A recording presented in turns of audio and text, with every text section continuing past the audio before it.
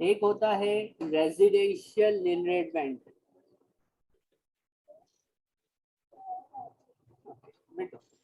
Residential nil rate band, इसकी limit fix है, ये आसान है, ये नील रेट बैंड की तरह आपको कंफ्यूज नहीं करेगा, आसान है, जो मैं कहूँ उतना याद रखना, इंशाल्लाह ये खुद ब खुद हो जाएगा। अगर डेथ स्टेट है यानी residential nil rate band life time IST और डेथ आईएसटी पे अप्लाई नहीं होता।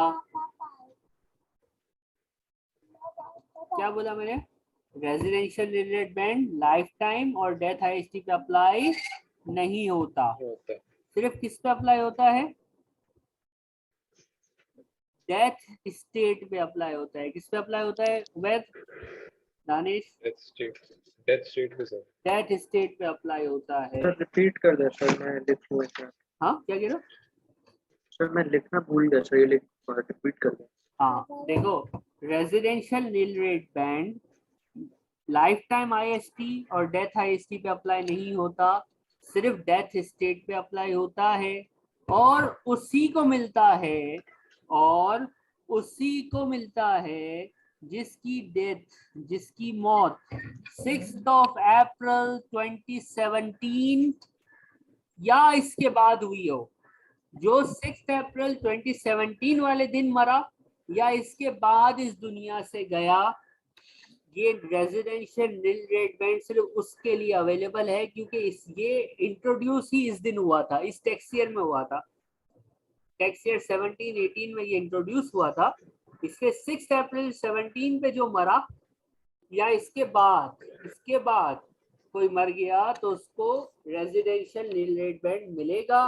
कब मिलेगा? डेथ स्टेट पे मिलेगा, लेकिन उसके लिए कंडीशन है कि वो अपना घर, कब मिलता है? वो अपना रेजिडेंशियल हाउस, अपना घर। देखो बैंड, ये रिलीफ है ना, बैंड्स की वजह से हमारी जीसी कम हो जाती है तो टैक्स रिड्यूस हो जाता है। अगर वो अपना घर अपने डायरेक्ट डिसेंड्स के नाम करके मर जाए, अगर वो अपना घर अपने डायरेक्ट डिसेंड्स के नाम करके मर जाए तो उसको मिलेगा रेजिडेंशियल नील रेट बैंड। मरने की तारीख 6 अप्रैल 2017 या इसके ऑनवर्ड्स, इसके बाद की होनी चाहिए, और ये बैंड सिर्फ और सिर्फ डेथ स्टेट पे अप्लाई होता है। कंडीशन सारी मीट होनी चाहिए, डेथ स्टेट पे अप्लाई होगा, घर डायरेक्ट डिसेंड्स के नाम पे करके मरना चाहिए, और मौत की तारीख 6 अप्रैल 2017 हो या इसके बाद हो तो ये अप्लाई होगा। इसकी लिमिट जो है वो क्या है? 175,000 इसकी लिमिट है, ये याद हो गया? Yes sir. डायरेक्ट डिसेंट का क्या मतलब है? डायरेक्ट डिसेंट आपके कोर्स में, अभी आप एटीएक्स पे नहीं पहुंचे, एटीएक्स में थोड़ी सी डेफिनेशन बढ़ती है, आपके कोर्स में डायरेक्ट डिसेंट बोलते हैं बच्चे या बच्चों के बच्चे, चिल्ड्रंस या ग्रैंड चिल्ड्रंस। घर होगा, बच्चों के नाम या उनके बच्चों के नाम छोड़ के मरेगा, 6 अप्रैल 17 या इसके बाद मरेगा, तो रेजिडेंशियल नील रेट बैंड 1,75,000 का अवेलेबल हो जाएगा। Any problems? No sir. हाँ नहीं सर, ठीक है, क्लियर है। ये कैलकुलेट कैसे होगा? इसकी रेजिडेंशियल आपको पता है ना, मैंने आपको बताया था बैंड्स की वजह से कभी भी नेगेटिव फिगर नहीं आती, ऐसा बताया था नहीं बताया था? यस सर, बताया था। बस ये याद रखना। और प्रॉपर्टी पे अगर कोई मॉर्गेज है तो हम नेट ऑफ करते हैं, हमें पता है, और इंडोमेंट मॉर्गेज हो तो हम उसको इग्नोर कर देते हैं, ये भी हमें पता है। क्वेश्चन आपके सामने है, दो बंदे हैं, एक है अल्बर्ट और एक है अरोहा।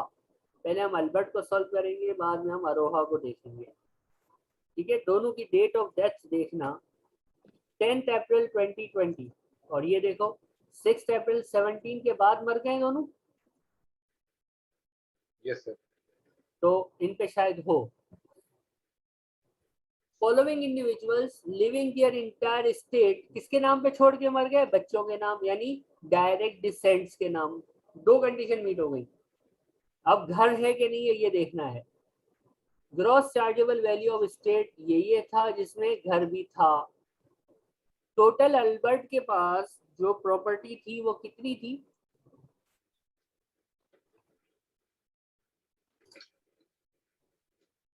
जी भाई,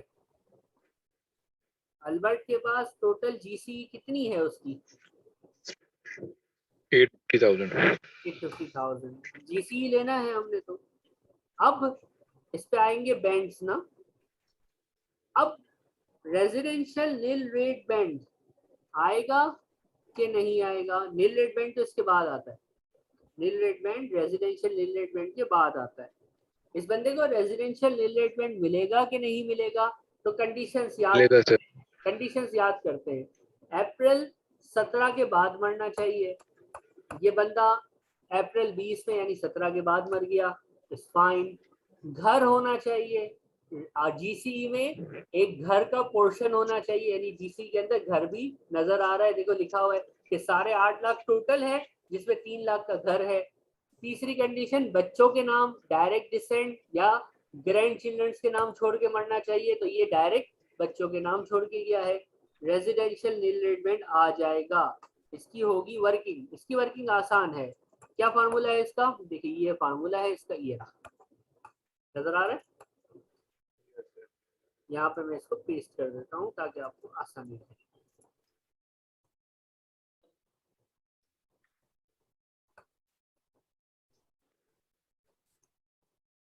ये इसका फार्मूला है।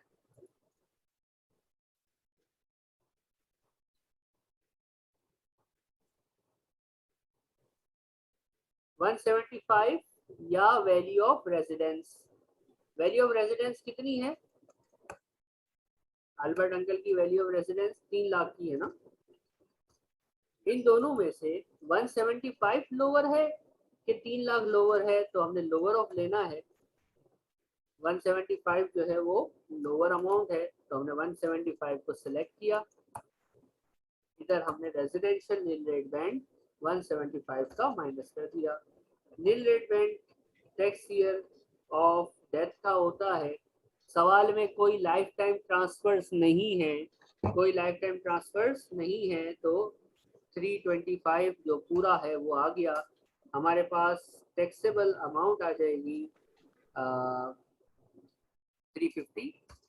टैक्सेबल अमाउंट पे IST payable on death estate at the rate of 40%, 140,000 paid by children's या executors. ड्यू डेट जिस महीने मरा है उसको छोड़ के छठा महीना, तो अप्रैल छोड़ दिया, मई जून जुलाई अगस्त सितंबर अक्टूबर, 31 अक्टूबर 2020। ये है residential nil rate band. Any problems, any confusion? जी मिस्टर नहीं सर ठीक है। अल्बर्ट कंप्लीट हो गया। आरोहा करके दिखाओगे मुझे? Yes, sir. बस रेजिडेंशियल रिलेटेड में जो बच्चे गलती करते हैं ना, वो बस ये समझ लेते हैं कि 1,75,000 का होता है। भाई ऐसा नहीं है, लोअर ऑफ होता है। लोअर ऑफ 1,75,000 या वैल्यू ऑफ रेजिडेंस में जो लोअर होगी ना, वो रेजिडेंशियल रिलेटेड होगा। कब मिलता है? डेट ऑफ डेथ को देखो, घर है कि नहीं उसको देखो, और किसके नाम पे छोड़ के मर गया है उसको देखो। ये टॉपिक भी खत्म। अरोहा कर दीजिए। Residential related complete.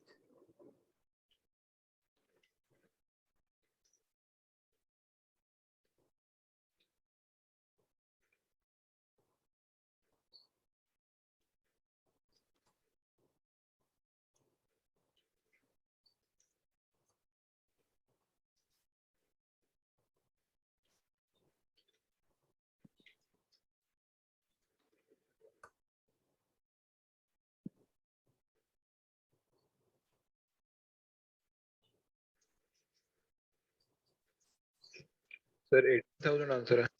कितना? 18,000. Best, you are right.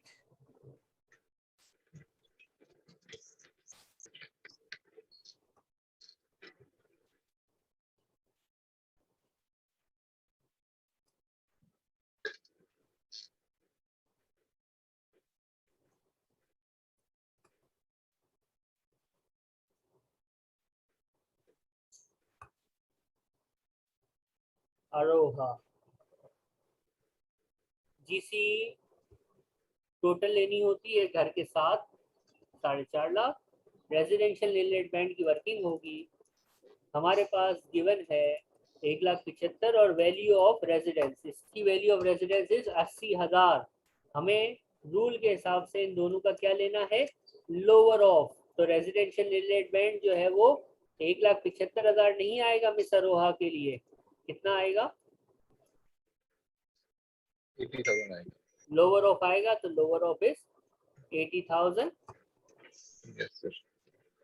तो 80 कर दिया मैंने, कोई लाइफ टाइम ट्रांसफर्स है नहीं, तो यही जो है वो 3,25,000 ही हमारा रहेगा। क्या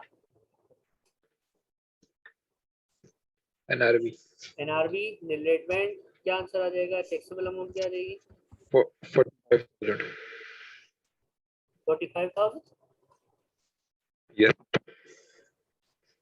और 40% टैक्स आ जाएगा इसका, 18,000 आपको बताया था, और बच्चे देंगे और डेट आपको मैंने लिख दी। ये रेजिडेंशियल नील रेट बैंड है। Any problems? सर बस सॉल्व करो एक मिनट। हाँ हाँ बस इनहेरिटेंस टैक्स खत्म सर। जी, बस एक आखिरी चीज, यानी ये छोटे छोटे टुकड़े हैं जो कि आपने किट अकल में ना वो दिखाई थी ना, यस सर। तो अब अगर सिर्फ किट करके कोई बंदा पेपर में चला जाए तो उस बेचारे का क्या होगा, सत्यानाश।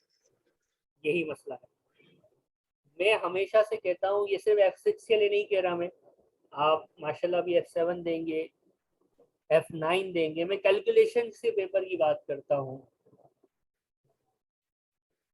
किट इंपॉर्टेंट टॉपिक्स, किट कुछ मुश्किल क्वेश्चंस को लेके बनाई जाती है। किट 100% एग्जाम सिलेबस पे नहीं होती, लेकिन जिस तरह का अब आपका पैटर्न ऑफ एग्जाम है ना, section A, section B, section C, examiner के पास चॉइस ही चॉइस है। वो कोई सा टॉपिक कहाँ से भी ला के वो टेस्ट कर दे, आप क्या करेंगे। किट में आपको एमसीक्यू फॉर एग्जांपल रेजिडेंशियल का नहीं मिलता, और आपने बस क्लास में पढ़ा था, किट के ऊपर फोकस करके पेपर में बैठ गए, प्रैक्टिस ही नहीं की थी, आपको याद तो आएगा सर ने पढ़ाया था, लेकिन फिर आप बोलोगे यार ये किट में तो नहीं था, पेपर में आ गया, तो फिर वो मजा नहीं आएगा। ठीक है, यस सर। Okay sir. हो गया। यस सर हो गया। जी ये सर है हो गया। एक क्वेश्चन, अबाहा, अबहा क्या नाम, हाँ नाम है। मुझे इसका आंसर चाहिए। रेट आपको याद है नील रेट बैंड क्या होता है, जी सर याद है। जिंदगी में नील रेट बैंड पे खराब हुई भी हमारी आईएसटी के अंदर है ही नील रेट बैंड सारा। तो अब हस्बैंड और वाइफ, ये आखिरी टॉपिक है इस चैप्टर का, और ये चैप्टर खत्म, इनहेरिटेंस टैक्स का टॉपिक खत्म। ये एक क्वेश्चन मैं कराऊंगा, एक आप करेंगे, ये खत्म हो जाएगा।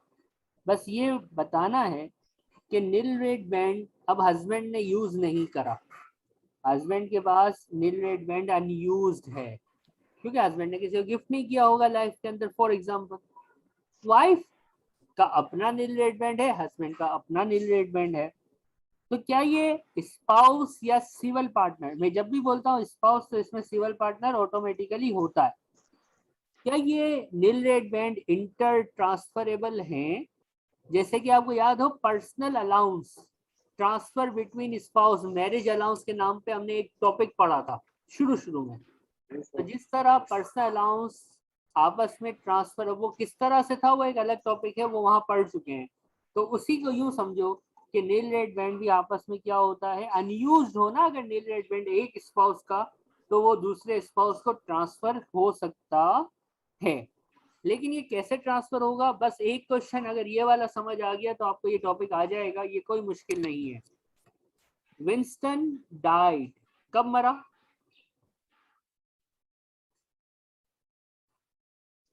कब मरा? 2006 को। Under the term of will अपने बच्चों के नाम पे 105450 छोड़ा और बाकी जो है वो वाइफ के नाम छोड़ दिया। बीवी भी मर गई, लेकिन शोहर देखे बेचारा 2006 में मर गया, बीवी जीती रही, टेंशन ही कोई नहीं, 2021 में जाके वो लुढ़की है। ठीक है, नील रेडबैंड जो शोहर साहब का था वो था 285,000। आप क्वेश्चन में देख रहे हैं मिस्टर विल्सन ने क्या अपनी जिंदगी में कोई लाइफ टाइम ट्रांसफर किए हैं?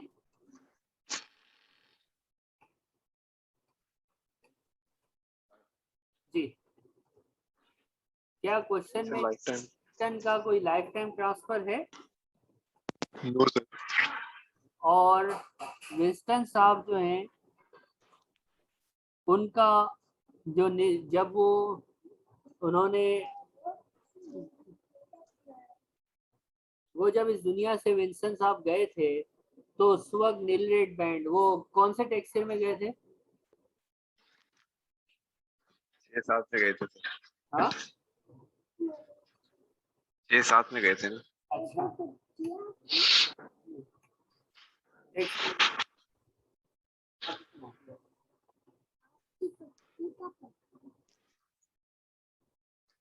आ, 285,000 था ना। टेक्सचर है ये 67, दानिश ने हमें बताया, which is unused। यहाँ तक कोई मसला है? नहीं सर। अब which is unused by ये मेरा सवाल समझो, आप मैथमेटिशियंस हो, मैथ्स आपको आती है, ये आप मुझे करके देंगे। which is unused by how much? By full amount. Nil rate band होगा इसके पास? Yes sir. 285 का ना। इसके अपने एसेट्स जो हैं वो कितने के थे?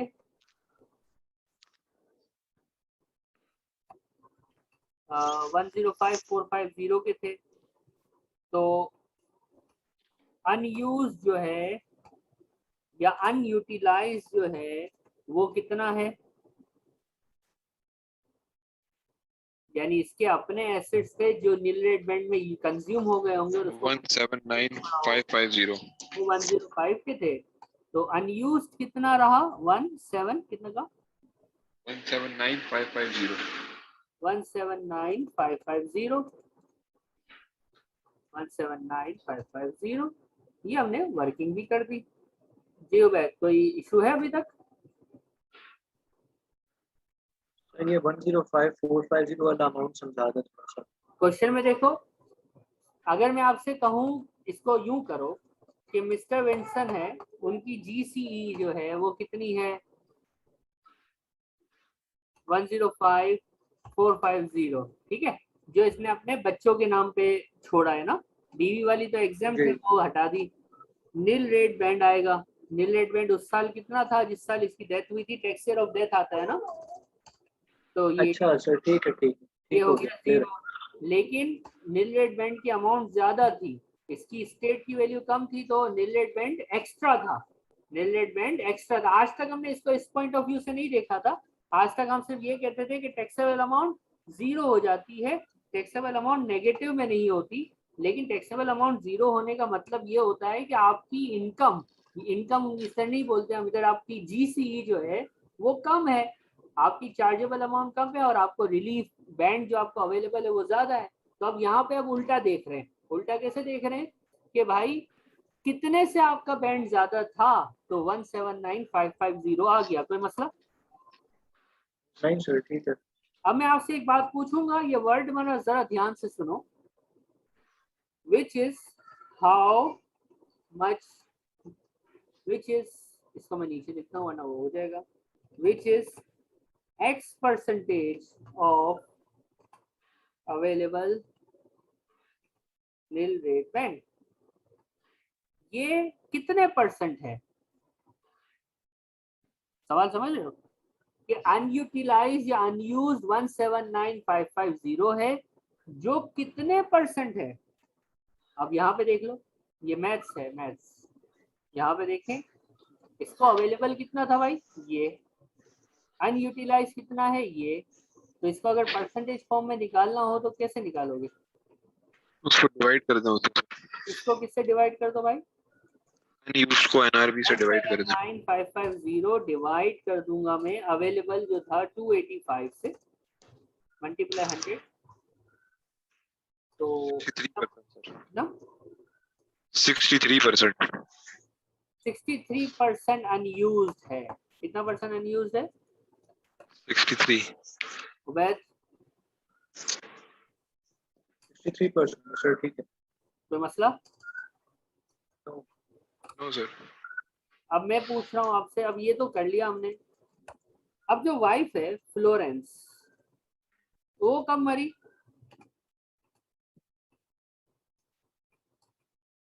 वो कब लुढ़की?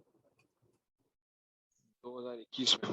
2021 टैक्स ईयर में मर गई वो, 2021 में। यस सर, हमारे वाले टैक्स ईयर। हमारे टैक्स ईयर में नील रेट बैंड अवेलेबल था इतना।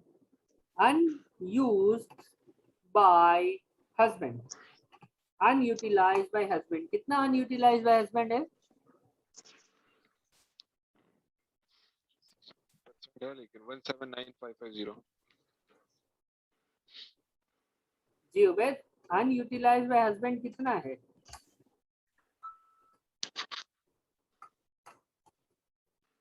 सर अनयूटिलाइज्ड सर ये ना 179,550।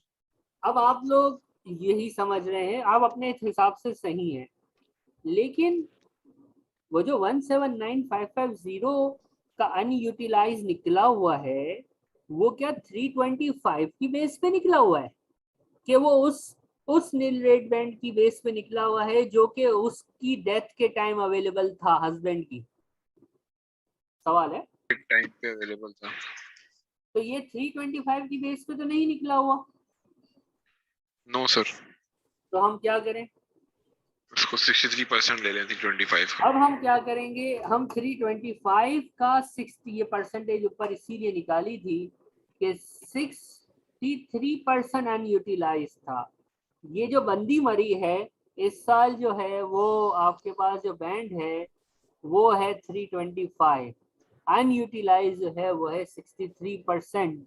तो 325 का 63% कितना आता है?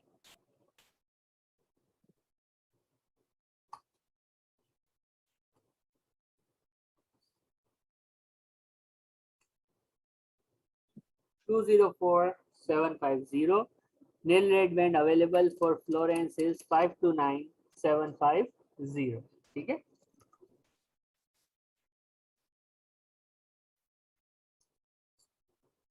जी सर ठीक है, बस एक मिनट कॉपी कर। एक छोटी सी बात और है कि जब हम फ्लोरेंस की वर्किंग करेंगे तो इसमें नील रेट बैंड अब 3,25,000 से लेके क्वेश्चन सॉल्व करेंगे कि नील रेट बैंड 529,750 लिख के क्वेश्चन सॉल्व करेंगे? सर फुल अमाउंट लेंगे 529,750। और फिर इसमें वही लेस होगा, प्रीवियस 7 ईयर वाली कहानी जो हम पढ़ते थे। जी सर। आपका इनहेरिटेंस टैक्स का टॉपिक खत्म हो गया।